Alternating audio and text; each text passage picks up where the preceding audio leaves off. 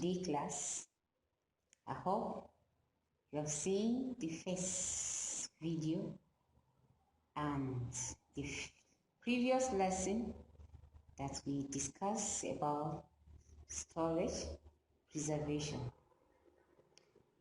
Able to see food storage, the meaning of food storage and the meaning of food preservation. Principle that underlie food preservation and reason for preserving food. We will say to prevent its spoilage, it prolongs its shelf life, it avoids wastage, and make foods available that are not in season, etc., etc. And we're able to see causes of food spoilage. We will say action of microorganisms, action of enzymes, etc. Today, we'll continue. Preparation of food preservation. Once you're preparing to preserve food, what and what should you consider or should you put into consideration? These are the things that we'll be seeing this moment. So it must be emphasized that only wholesome food should be preserved. Don't preserve any food that is spoiled. Even it is partially spoilage, don't preserve such food. If not, you might not get a good result. And since the good result is not getting, then why are you preserving it? It's better not to preserve it at all. So, we should therefore ensure that any food to be preserved must be in good quality. Also, to achieve the maximal effect of your preservation methods employed, the food must be prepared accordingly. Some of these preparations that should be embarked upon before storage or preserving food are as follows. 1. Ensure that the food is of good quality, that is wholesome. So one of it is ensure that your food are very, very okay, 100% wholesome or of good quality. Once you have that, you can be able to preserve and you have the assurance of getting the final result good. 2. Clean the food thoroughly. Don't only leave the food because you are going to preserve it, but clean it thoroughly.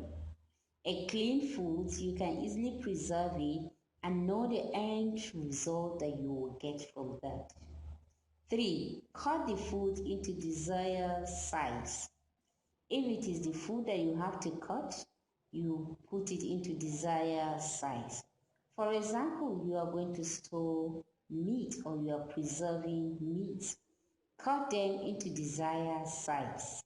You are using your can to preserve your food.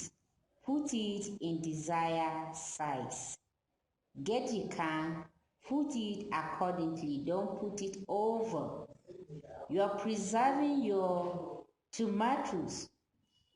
Put it to desired size. Don't, after boiling the tomatoes and you are put it in a bottle, don't put it to the bin. At least you give a little space.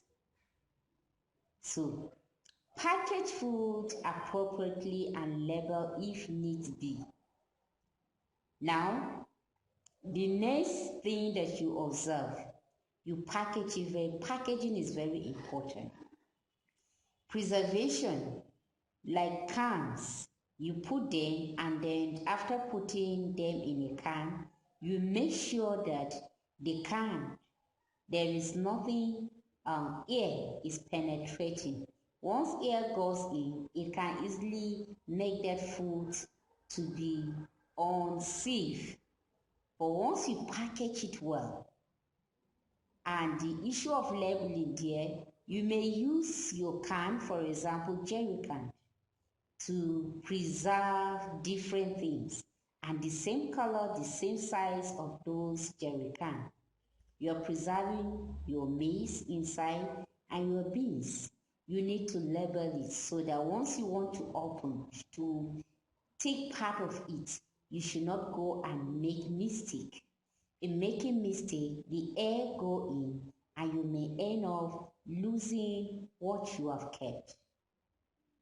Then fifth one, if the food is to be preserved in specific equipment, for example, the deep freezer or refrigerator, make sure that the equipment itself is very clean as to avoid contamination.